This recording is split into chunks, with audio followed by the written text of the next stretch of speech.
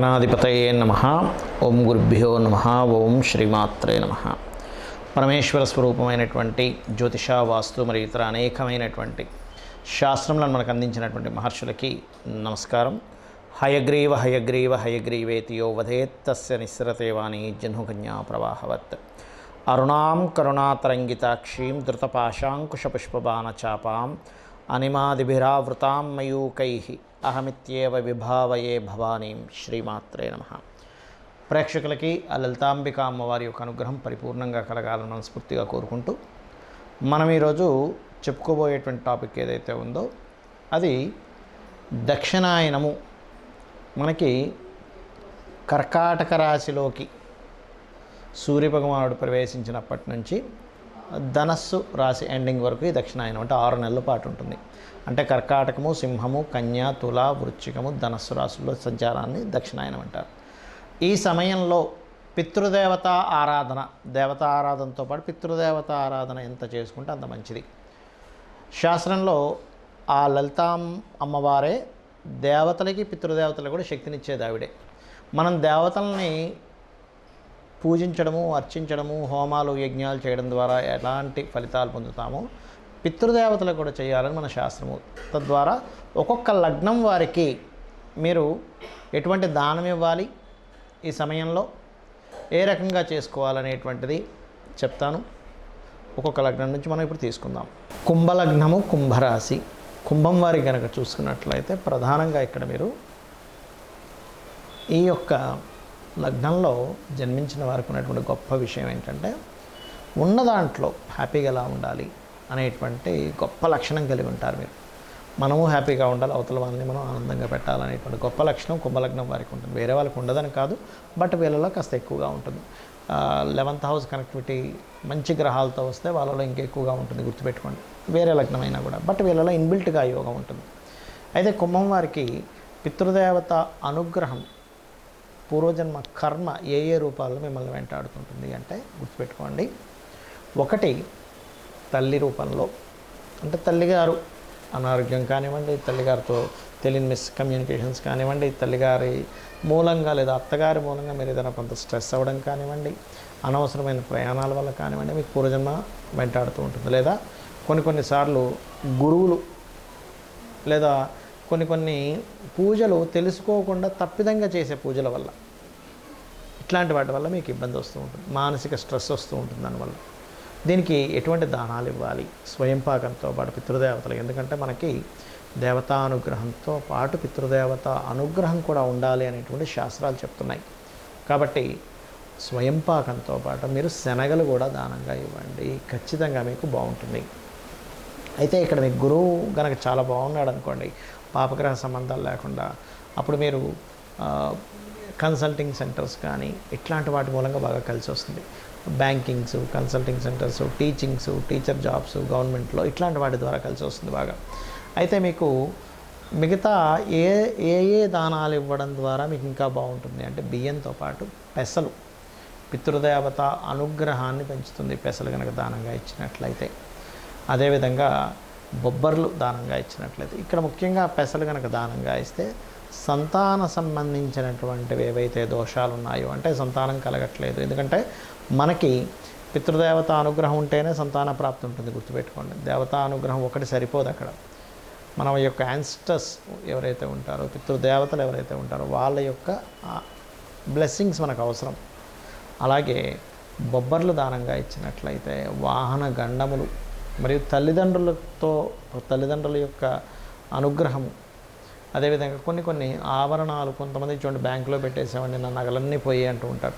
అటువంటివి కుంభలగ్నంలో జన్మించిన వారు బొబ్బర్లు కనుక బియ్యంతో దానంగా ఇచ్చినట్లయితే ఖచ్చితంగా అటువంటివి ఏమైనా బ్యాంకుల్లో అట్లా ఉన్నా కూడా బయటకు వస్తాయండి ఖచ్చితంగా. ఎందుకంటే పితృదేవత అనుగ్రహం అది. అంటే మీరు ఏ రూట్లో ఏ రకంగా కష్టపడితే మీకు లాభం కలుగుతుందో ఒక క్లారిటీ అనేది మీకు పెరుగుతుంది. అందరూ కష్టపడతారు కానీ మార్గం తెలియదు. అయ్యో నేను కష్టపడుతున్నానండి, నేను ఎందుకు ఎదగలేకపోతున్నాను అనుకుంటారు, ఇది కారణం. అలాగే శనగలు దానంగా ఇవ్వడం చేయండి. ఒకవేళ ఇవి దానం తీసుకునే వారు లేరు, మీరు ఏ కంట్రీలోనూ ఇండియాలో మీ తరపున ఇప్పించవచ్చు ఒకటి. రెండవది ఏమిటంటే మీరు ప్రధానంగా ఇక్కడ ఈ శనగలు దానంతో పాటు గోవుకి అరటికాయలు, మరియు తీపి పదార్థాలు, తీపితో చేసినటువంటి అంటే తీపి చపాతీలు తినిపించడం కానీ, లేనట్లయితే బియ్యపు పిండితో చేసినటువంటి బియ్యపు పిండి బెల్లంతో చేసిన పదార్థాలు గోవుకు తినిపించిన చక్కటి ఫలితాలు మీకు వస్తాయి. చాలామందికి స్వయం పాకము ఇవ్వాలి అన్నప్పుడు స్వయం పాకం విషయంలో చాలా సందేహాలు ఉన్నాయి. ఏ వస్తువులు ఇవ్వాలి, ఏ వస్తువులు ఇవ్వకూడదు పితృదేవతల కోసము అనేటువంటిది ముఖ్యంగా గుర్తుపెట్టుకోండి. స్వయం పాకంలో ప్రధానంగా బియ్యాన్ని ఇస్తారు. ఆ బియ్యం కూడా మీరు తినేటువంటి దానికంటే కూడా మంచివే ఇవ్వండి, లేదా మీరు తినేటువంటి బియ్యం ఇవ్వచ్చు.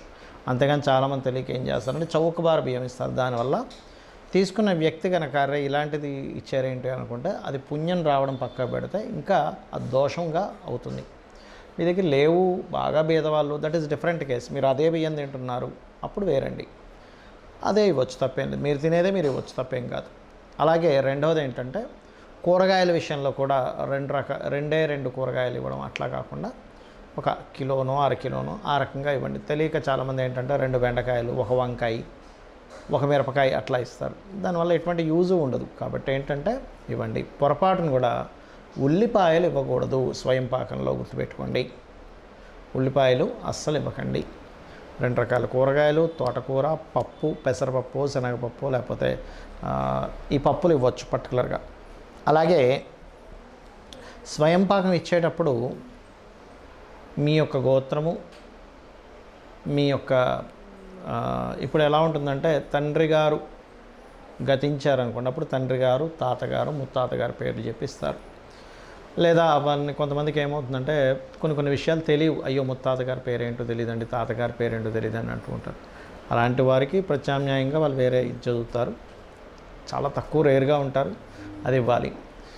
ఇక మరొక విషయం ఏంటంటే ఇందులో చాలామందికి ఇంకొన్ని సందేహాలు ఉన్నాయి. ఏమిటంటే ఏమండి మేము మొత్తం 4 అన్నదమ్ములం, మా అన్నయ్య ఆల్రెడీ ఇస్తున్నాడు, నేను ఇవ్వచ్చా, లేకపోతే మా తమ్ముడు ఇచ్చేస్తున్నాడు కదా నేను అక్కర్లేదా అని. అలా ఏమీ లేదు, గుర్తుపెట్టుకోండి. ఎంతమంది పిల్లలున్నా వేరే వాళ్ళు ఆ యొక్క దానాది కర్మలు చేస్తున్నా మీరు మాత్రం ఇవ్వండి. మనకి ఈ యొక్క పితృదేవత ఆరాధన వల్ల వంశ అభివృద్ధి కలుగుతుంది అని చెప్తుంది శాస్త్రం. సంతానం కలగటం లేదు, ఖచ్చితంగా సంతాన యోగం అనేటువంటిది ఇస్తుంది. ఏమంటే అనవసరమైన రోగాలు మాకు ఇబ్బంది పడుతున్నారు అన్నప్పుడు రోగ సంబంధించినటువంటి విషయాలని ఈ పితృదేవత ఆరాధన అనేటువంటిది దీర్ఘ రోగాల నుంచి కూడా బయటపడేస్తుంది. లైఫ్లో అసలు ఎదుగుదల లేదండి. పితృదేవత ఆరాధన అద్భుతమైనటువంటి, ఎందుకంటే మనల్ని రక్షించుకుంటూ ఉంటారు వారు. కాబట్టి ఇది మర్చిపోకూడదని మన యొక్క సనాతన ధర్మంలోని, మన యొక్క శాస్త్రాల్లో ఉన్నటువంటి అంశం ఇది. మనకి ఇదేదో ఈ మధ్య కొత్తగా వచ్చింది కదా, మన రామాయణ మహాభారతాలలో కూడా భీష్మ పితామహుడు, అదేవిధంగా రాముడు, వీళ్ళందరూ పితృకర్మలు చేసినట్టు ఆ యొక్క దర్భల మీద ఆ యొక్క పిండములను పెడుతున్నటువంటివి మనం చాలా చూస్తూ ఉంటాం రామాయణ మహాభారతాల్లో కూడా. అంటే ఇదేదో ఈ మధ్య కాలంలో ఏదో వచ్చింది అనుకునేటువంటిది పూర్తిగా తప్పు, గుర్తుపెట్టుకోండి. అలాగే ఏమంటే ఈ 6 months దక్షిణాయనంలోనే చేయాలి, ఉత్తరాయణంలో చేయకూడదు అనేటువంటిది ఏం లేదు, గుర్తుపెట్టుకోండి. ఉత్తరాయణంలో చేయొచ్చు, దక్షిణాయనంలో మరింత ఎక్కువగా దాని యొక్క ప్రభావం ఉంటుంది అనేటువంటిది అర్థం. ఎందుకంటే ఆ యొక్క మహావిష్ణువు యోగ నిద్రలోకి వెళ్తారంటారు. ఈ యొక్క దక్షిణాయనంలో యోగ నిద్రలోకి మహావిష్ణువు వెళ్తున్నాడంటే దాని అర్థం ఏమిటంటే ఆయన ఏదో వెళ్తున్నాడని కాదు, మనము కూడా ఒక ధ్యాన సంబంధించినవి సాధనలు ఎక్కువగా చేయాలి. మహావిష్ణువు అంటే ఎవరో కాదు, మనలో ఉన్నటువంటి స్థితికారకుడే. మనం చేసే ప్రతి పనికి ఆయన నడిపించేవాడే, అంటే మనలో కూడా ఆయన యొక్క తత్వం ఉంది.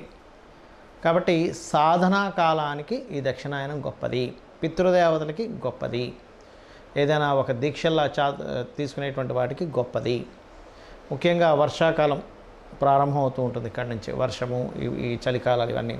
అంటే ఏమిటి, ఇలాంటి సమయాల్లో మీరు ఒకప్పుడు బయటికి వెళ్ళేవారు కాదు, ఎక్కువగా ఇంట్లోనే ఉండి సాధనలు చేసుకుంటూ ఉండేవారు. దానివల్ల ఏమిటి, బయటికి వెళ్ళి అనవసరంగా యోగ నిద్రలోకి వెళ్ళడం అంటే బయటికి వెళ్ళి ఈ రోగాలు ఇవన్నీ కూడా ఏంటి వర్షాల వల్ల వీటి వల్ల వస్తుంటాయి. కాబట్టి ఎటువంటి రోగములు రాకుండా ఇంట్లో నేను చక్కగా కూర్చొని ఇంట్లో నుంచి అన్నీ ఆపరేట్ చేస్తూ చాలా తక్కువ సమయాన్ని మాత్రం బయటికి వెళ్ళి రావడానికి చేసుకోవాలనేటువంటిది చెప్పేవారు. అదే రకంగా యోగాభ్యాసాలు కానివి ఇవన్నీ కూడా మనం దీని ద్వారానే మనం ఈ దక్షిణాయనంలో ఎక్కువగా చేస్తూ ఉంటాం. శాస్త్రాల్లో అన్నీ కూడా కేవలం దేవతారాధన వల్ల రావు. ఎందుకు అంటే నెగటివ్ పాజిటివ్ రెండూ ఉంటాయి, గుర్తుపెట్టుకోండి. మనం ఒక బల్బు వెలగాలన్నా నెగటివ్ అండ్ పాజిటివ్ రెండూ ఉంటాయి. ఆ రెండూ కనెక్ట్ అయితేనే బల్బు వెలుగుతుంది. అలాగే ఇక్కడ దక్షిణ, ఇప్పుడు పితృదేవతలు అంటే నెగటివ్ అని కాదు, బాగా అర్థం చేసుకోండి. ఇదొక ఎనర్జీ, ఇదొక ఎనర్జీ అనమాట. ఆ different types of energies connect అయితేనే మనిషి యొక్క జీవితం అందంగా అద్భుతంగా ఉంటుంది. ఇక మీరు ఈ పితృదేవత సంబంధించిన విషయంలో మరికొంతమందికి ఏంటంటే ఏమని మాకు ఆనవాయితీ లేదండి అంటూ ఉంటారు. మా తాతగారు మా నాన్నగారు వాళ్ళు ఎప్పుడు ఇలా ఇవ్వలేదండి, మేము ఇవ్వచ్చా అని అడిగే వాళ్ళు కూడా ఉంటారు. ఎక్కడా కూడా మీరు ఇవ్వచ్చా అనేటువంటిది సంశయమే లేదు. 100% ఇవ్వాలి. వాళ్ళకి తెలియక ఇవ్వలేదు, వాళ్ళకి తెలియక ఆర్థికాలు చేయలేదు, వాళ్ళకి తెలియక ఆ యొక్క నాలెడ్జ్ లేక చేయలేదని మీరు అర్థం చేసుకోండి. అంతేగాని దీనికి ఆనవాయితీ అనేటువంటిది ఉండదు.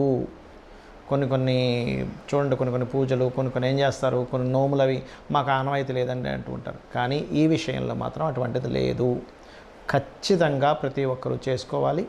నేను చెప్పినట్టు చేయండి. ఈ యొక్క సమయంలో దక్షిణాయనంలో గోసేవ ఎంత చేస్తే అంత మంచిది.